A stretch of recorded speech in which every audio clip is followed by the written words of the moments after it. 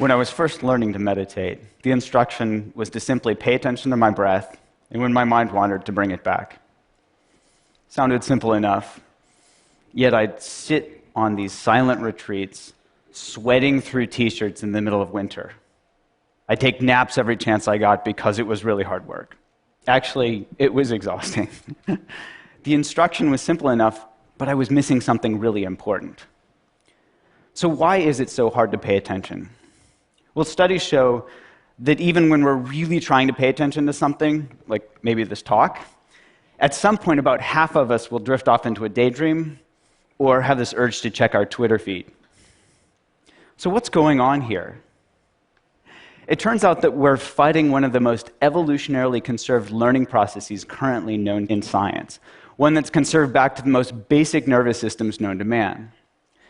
This reward-based learning process is called positive and negative reinforcement, and basically goes like this.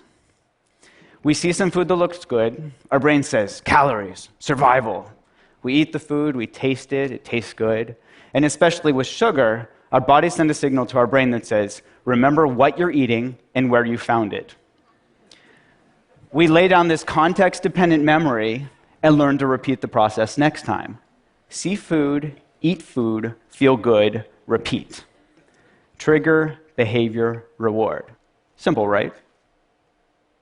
Well, after a while, our creative brains say, you know what?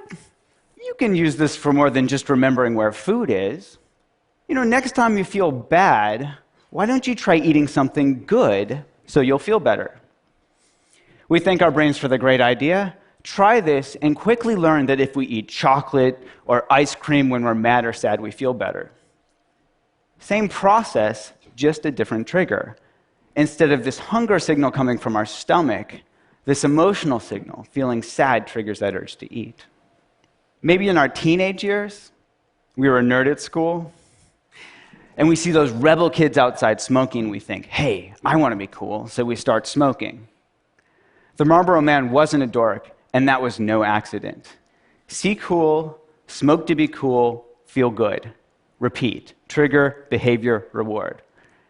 And each time we do this, we learn to repeat the process, and it becomes a habit. So later, feeling stressed out triggers that urge to smoke a cigarette or to eat something sweet. Now with these same brain processes, we've gone from learning to survive to literally killing ourselves with these habits. Obesity and smoking are among the leading preventable causes of morbidity and mortality in the world. So back to my breath. What if instead of fighting our brains or trying to force ourselves to pay attention, we instead tapped into this natural reward-based learning process, but added a twist? What if instead we just got really curious about what was happening in our momentary experience? I'll give you an example. In my lab, we studied whether mindfulness training could help people quit smoking. Now, just like trying to force myself to pay attention to my breath, they could try to force themselves to quit smoking. And the majority of them had tried this before and failed, on average 6 times. Now, with mindfulness training, we dropped the bit about forcing and instead focused on being curious. In fact, we even told them to smoke. What? Yeah, we said, go ahead and smoke. Just be really curious about what it's like when you do. And what did they notice? Well, here's an example from one of our smokers. She said, mindful smoking smells like stinky cheese and tastes like chemicals. Yuck. Now, she knew cognitively that smoking was bad for her. That's why she joined our program. What she discovered just by being curiously aware when she smoked was that smoking tastes like shit. Now, she moved from knowledge to wisdom. She moved from knowing in her head that smoking was bad for her to knowing it in her bones. And this spell of smoking was broken. She started to become disenchanted with her behavior. Now, the prefrontal cortex, that youngest part of our brain from an evolutionary perspective, it understands on an intellectual level that we shouldn't smoke. And it tries its hardest to help us change our behavior, to help us stop smoking, to help us stop eating that second, that third, that fourth cookie. We call this cognitive control. We're using cognition to control our behavior. Unfortunately, this is also the first part of our brain that goes offline when we get stressed out. which isn't that helpful. Now, we can all relate to this in our own experience. We're much more likely to do things like yell at our spouse or kids when we're stressed out or tired, even though we know it's not going to be helpful. We just can't help ourselves.